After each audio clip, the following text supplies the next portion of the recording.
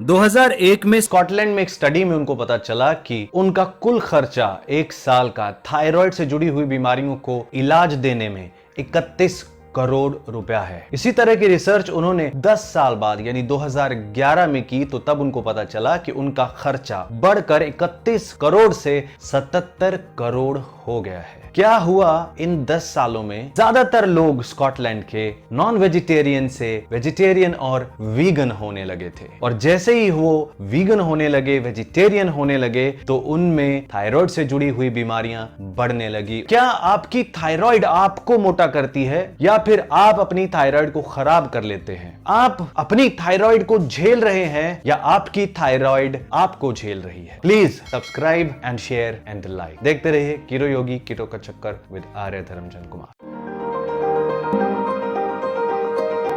आज हम बात करते हैं मेनली हाइपोथायरॉयडिज्म की, यानी कि थायराइड हार्मोन यानी T3 जो एक्टिव फॉर्म का थायराइड है वो आपको कम हो जाता है। हाइपर में आपका थायराइड हार्मोन बहुत ज्यादा बढ़ जाता है। 90% लोगों को हाइपोथायरॉयडिज्म की प्रॉब्लम होती है। 90% लोग जो हैं वो हाशिमोटो यानी ऑटो इम्यून वाली हाइपोथायरॉयड से ग्रस्त हैं। बाकी के जो 10% लोग हैं जिनको हाइपोथायरॉयडिज्म होता है, उनकी हाइपो होती है कुछ और वजह से, जो कि आपके खान पान से जुड़ी हुई है, जिसमें आपका लिवर शामिल है, क्योंकि 80% थायराइड हार्मोन आपके लिए लिवर कन्वर्ट करता है और 20% थायराइड हार्मोन किडनीज बनाती हैं, और इसमें शामिल हो जाता है आपका डाइजेस्टिव सिस्टम। लोग ऐसा मानते हैं कि वो मोटे इसलिए हो रहे हैं क्योंकि उनको थायराइड की प्रॉब्लम है। रियलिटी ये है कि उन्होंने अपना हाजमा, अपनी डाइट, अपना फूड, अपना न्यूट्रिशन इनटेक सब खराब कर लिया,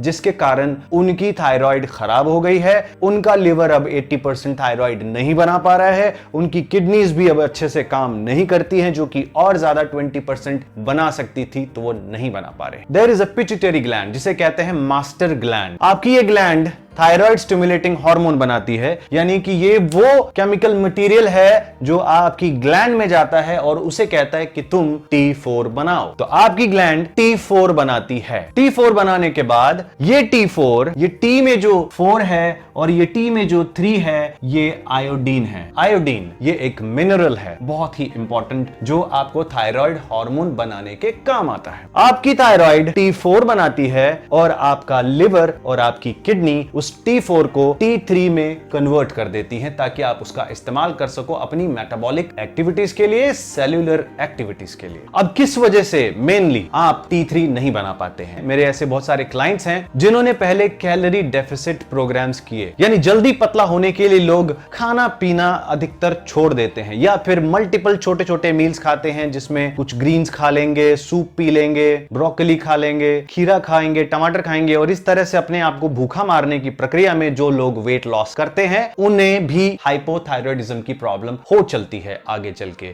क्योंकि कुछ वक्त वो उस कम हुए वेट की खुशी मनाते हैं, मगर वो वापस से गेन कर लेते हैं, क्योंकि इस बीच में वो अपनी थायराइड खराब कर चुके होते हैं। जिन जिन लोगों में एस्ट्रोजन बढ़ जाता है, मेल हो या फीमेल, कुछ फीमेल में एस्ट्रोजन इस वजह से बढ़ता है क्योंकि वो कॉन्ट्रासेप्टिव पिल्स भी खाती हैं, ऐसे ही मेल में भी एस्ट्रोजन बढ़ जाता है और उनका जो मेन हार्मोन है टेस्टोस्टेरोन, वो रिड्यूस हो जाता है। तो एस्ट्रोजन के बढ़ने से भी लोगों को हाइपोथायरॉयडिज्म की प्रॉब्लम होती है। एस्ट्रोजन जो है वो आपके थायराइड को ब्लॉक कर देती है। एस्ट्रोजन आपकी बॉडी में अवेलेबल थायराइड को भी इस्तेमाल नहीं करने देती, इसलिए आपकी मेटाबॉलिक एक्टिविटीज, आपका मेटाबॉलिक रेट और ज्यादा स्लो हो जाता है। मिनरल्स की डेफिशिएंसी से भी आपको हाइपोथायरॉयडिज्म हो जाती है। आयोडीन है जो थायराइड बनाने के काम आती है, सेलेनियम है जो थायराइड को कन्वर्ट करने के काम आती है, विटामिन B12 है, विटामिन D3 है, जिंक है, बहुत ही इंपॉर्टेंट मिनरल जो आपको थायराइड को कन्वर्ट करने के काम आता है। तो जब आप इस तरह का कोई वेट लॉस प्रोग्राम करते हैं जिसमें आप कम से कम खाना खाते हैं, कम से कम कैलोरीज खाते हैं, अपने मिनरल्स का कोई ख्याल नहीं रखते, उसमें आप मिनरल डेफिशिएंट हो जाते हैं। और अदरवाइज भी अगर आप ऐसा खाना खा रहे हैं जिसमें कि शुगर, कार्ब्स, अल्कोहल, फ्रक्टोज यही सब भरा हुआ है, तो उसमें भी आप मिनरल्स नहीं कंज्यूम कर सकते। और अगर आप वेजिटेरियन हैं तो आप सब्जियों से उसे कंज्यूम कर सकते थे, मगर आप सब्जियां खाते नहीं। ग्रीन वेजिटेबल्स में कुछ ऐसे कंपाउंड्स हैं, कुछ ऐसे फाइटोन्यूट्रिएंट्स हैं जो कि आयोडीन को एब्जॉर्ब करने नहीं देते। इन कंपाउंड्स को कहते हैं ग्वाइट्रोजेनिक। ये ग्वाइटर यानी कि आपने देखा होगा बहुत सारे लोगों को ग्वाइटर हो जाता है, उनकी थायराइड ग्लैंड जो है वो इन्फ्लेमेशन से सूज जाती है, अपने आप को बड़ा कर लेती है काम करने की कोशिश में। अगर आप ग्रीन वेजिटेबल्स से मिनरल्स और एंटीऑक्सीडेंट्स पाना चाहते हैं, जो कि बहुत अच्छी बात है आपकी थायराइड फंक्शन के लिए, अगर आप उसका ग्वाइट्रोजेनिक इफेक्ट को कम करना चाहते हैं तो आप सब्जियों को ब्लांच कीजिए 1 मिनट तक उबलते पानी में, या उन्हें स्टीम करके खाइए। ज्यादा से ज्यादा वेजिटेरियन लोग कार्ब्स खाते हैं, ग्रेन्स खाते हैं,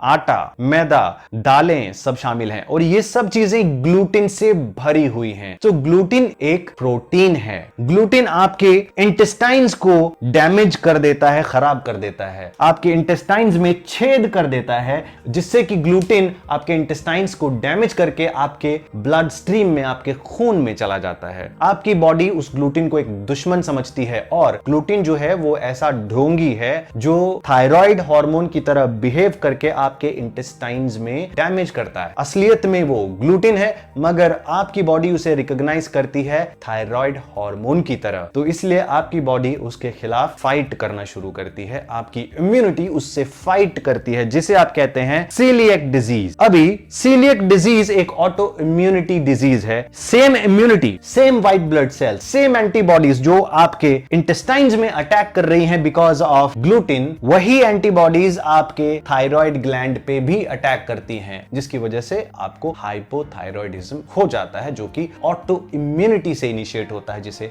आप हाशिमोटो कह सकते हैं। यानी जो आपके इंटेस्टाइन्स में हो रहा है उसका इफेक्ट आपको थायराइड में देखने को मिल रहा है। Low level of glutathione. Glutathione एक मास्टर एंटीऑक्सीडेंट है। ये एक ऐसा एंटीऑक्सीडेंट है जो आपकी बॉडी में होने वाले ऑक्सीडेटिव स्ट्रेस से आपको बचाता है। जैसे ही ग्लूटाथायोन और सेलेनियम की कमी हो जाती है तो आपकी बॉडी में आयोडीन जो है वो एब्जॉर्ब नहीं हो पाती। तो यानी आपके शरीर में आयोडीन की मात्रा बढ़ती चली जाती है, क्योंकि आयोडीन एब्जॉर्ब करने के लिए आपको सेलेनियम की जरूरत, और सेलेनियम जिस फूड में होता है वो आप खाना छोड़ चुके हैं। Mostly people are vegetarian. जब आपके आयोडीन की मात्रा बढ़ते जाती है तो उसको काउंटर करने के लिए आपकी बॉडी हाइड्रोजन पेरोक्साइड बनाती है। जरूरत से ज्यादा ऑक्सीजन का शरीर में होना आपके सेल को डैमेज करता है, और जब आपके सेल डैमेज होना शुरू हो जाते हैं तो पूरा डिफेंस सिस्टम उन सेल्स के पीछे पड़ जाता है जो सेल्स थे तो आपके अपने ही, मगर अब वो एक्सेसिव हाइड्रोजन पेरोक्साइड की वजह से खराब हो रहे हैं, जो कि आयोडीन की मात्रा बढ़ने से था, जो कि ग्लूटाथायोन और सेलेनियम की कमी से। आ जाके बात खाने पे ही आती है। आपकी इम्यूनिटी जो है वो आपके खिलाफ लड़ने लग गई, और इसके कारण आपको हाइपोथायरॉयडिज्म हो जाता है। देखिए, जितनी भी आयोडीन हमें मिलती है नमक में, ज्यादातर वो सब सिंथेटिक है, बॉडी पूरी तरह से एब्जॉर्ब नहीं करती है। इसीलिए आपने देखा बहुत सारे हाइपोथायराइड के केसेस होते हैं जो आयोडीन डेफिशिएंट होते हैं। सी कैल्प एक वीड है, सी कैल्प से आपको आयोडीन मिल जाएगी,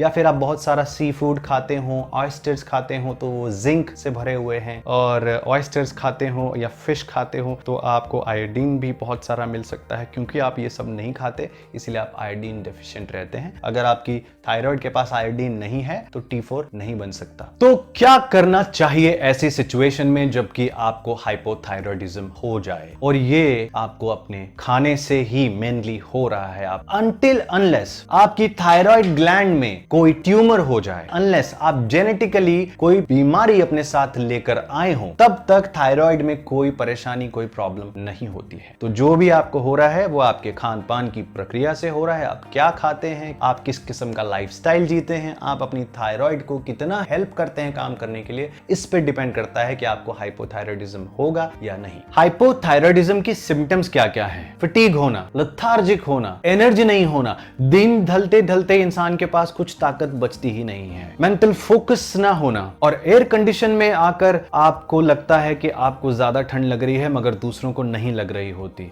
यानी सेंसिटिव होना towards the temperature, nails brittle हो जाना, ड्राई हेयर हो जाना, जाना, हेयर की क्वालिटी वीक और थिन हो जाना, बालों का बार बार टूटना, स्किन की क्वालिटी खराब हो जाना, डाइजेस्टिव इश्यूज होना, IBS हो जाना, बार बार डायरिया जैसी शिकायतें होना, हाई कोलेस्ट्रोल यानी कोलेस्ट्रोल का बढ़ जाना, लिवर का फैटी हो जाना, इंसुलिन का बढ़ जाना, एस्ट्रोजन का बढ़ जाना, लोगों का वेट गेन करना और आपका हार्ट रेट जो है वो बहुत ही स्लो और लो हो जाता है, बहुत ज्यादा एक्टिव नहीं होता, इरिटेशन, इरिटेबिलिटी होना। आपने देखा होगा कि जितने भी सिम्टम्स का मैंने आपके सामने नाम लिया, ये सारे सिम्टम्स आपके लिवर डिसफंक्शन के सिम्टम्स भी हैं। ये सारे सिम्टम्स आपके पोर न्यूट्रिशन और पोर डाइजेस्टिव हेल्थ के भी हैं। आपका यूरिया बढ़ जाना, यूरिक एसिड बढ़ जाना, आपकी किडनीज अच्छे से फिल्टर नहीं कर पा रही हैं, आपने अपना खान पान खराब करके, लिवर की हेल्थ खराब करके, डाइजेस्टिव सिस्टम की हेल्थ खराब करके और घटिया से घटिया खाना खाकर आपने अपनी थायराइड को खराब किया है। तो क्या करना होगा इसके लिए? Healthy keto and intermittent fasting. Healthy keto कर आप वो सारी चीजें खाएंगे जिनसे आपकी थायराइड एक्टिवेट होती है, जिनसे आपका डाइजेस्टिव सिस्टम ठीक होता है, जिनसे आपके लिवर फंक्शन बेटर होता है, जिनसे आपकी किडनीज का फिल्ट्रेशन बढ़ता है, आपको अच्छे प्रोटीन्स मिलेंगे डाइजेस्टिव सिस्टम के लिए, आपको multivitamins, minerals, probiotic. Intermittent fasting करने से आप अपनी इंटेस्टाइन्स को, अपने लिवर को हील होने का मौका देंगे, आप अपनी इम्यूनिटी को सप्रेस होने का मौका देंगे। तो इंटरमिटेंट फास्टिंग इसलिए बहुत जरूरी है। और इंटरमिटेंट फास्टिंग कीटो के साथ, बहुत सारे लोग सिर्फ फैशन में इंटरमिटेंट फास्टिंग कर रहे हैं आजकल, उनको लग रहा है this is in, this is fashion, खाते हैं नॉर्मल दाल चावल रोटी सब्जी का खाना, मगर करते हैं इंटरमिटेंट फास्टिंग। तो वो जो काम है वो आता है रैपिड वेट लॉस की कैटेगरी में। जब आप इंटरमिटेंट फास्टिंग करते हैं और नॉर्मल दाल चावल रोटी सब्जी फाकरा फाफड़ा सैलेड्स ये सब खाते हैं, तो आप अपनी थायराइड को डिस्ट्रॉय करते हैं। अगर आप अपनी थायराइड को बचाना चाहते हैं तो हेल्दी कीटो और उसके साथ इंटरमिटेंट फास्टिंग। और बात आती है कि कौन कौन से सप्लीमेंट्स आपको लेने चाहिए जिससे आपकी थायराइड ठीक होगी, थायराइड को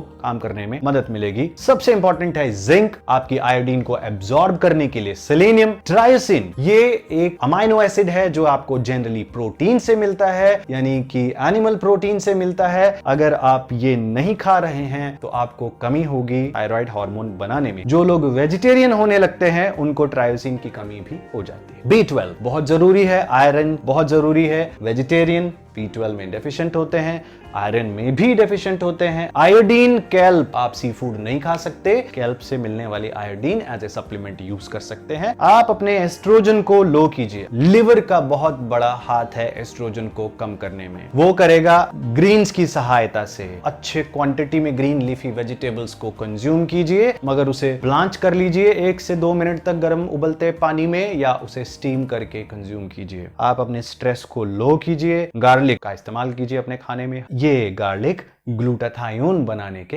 काम आता है, कॉलीफ्लावर ग्लूटाथायोन बनाने के काम आती है, अनियन है, ब्रोकली है। ग्लूटामाइन ये बहुत ही इंपॉर्टेंट एंटीऑक्सीडेंट है, this is a very important amino acid also. Intestine में जो डैमेज हुआ है उसको रिपेयर करने के काम आता है। आपके लिवर की हेल्थ, आपके इंटेस्टाइन्स की हेल्थ, आपके किडनीज की हेल्थ, आपके इसोफेगस एंड माउथ की हेल्थ, स्टमक की हेल्थ को और स्टमक की लाइनिंग को रिपेयर करने के काम आता है। ओमेगा 3 फैटी एसिड जो है वो प्लांट वर्ल्ड में नहीं मिलता है, आपको ये सी में मिलेगा, फिश और लिवर ऑयल में मिलेगा या फिर फिश ऑयल में मिलेगा। आप इसको सप्लीमेंट कर सकते हैं। ओमेगा 3 आपकी ओवरऑल इन्फ्लेमेशन कम करने के काम आता है, आपकी ऑटो इम्यूनिटी से फाइट करने के काम आता है। ओमेगा 3 आपकी ग्लैंड में होने वाली सूजन से भी फाइट करने के काम आता है। ग्लूटीन को पूरी तरह से बंद कर दीजिए, यानी कि आटा, मैदा, चावल, नान, रोटियां, स्वाद तो बहुत आता है, खाखरा, पापड़ा, थेपला, ये सब चीजें आपको बंद करनी पड़ेंगी। जो ग्लूटीन से भरी हुई दालें हैं आप उनको बंद कर दीजिए, तो आपके लिए अच्छा होगा। और अगर आप बंद नहीं कर सकते तो कम से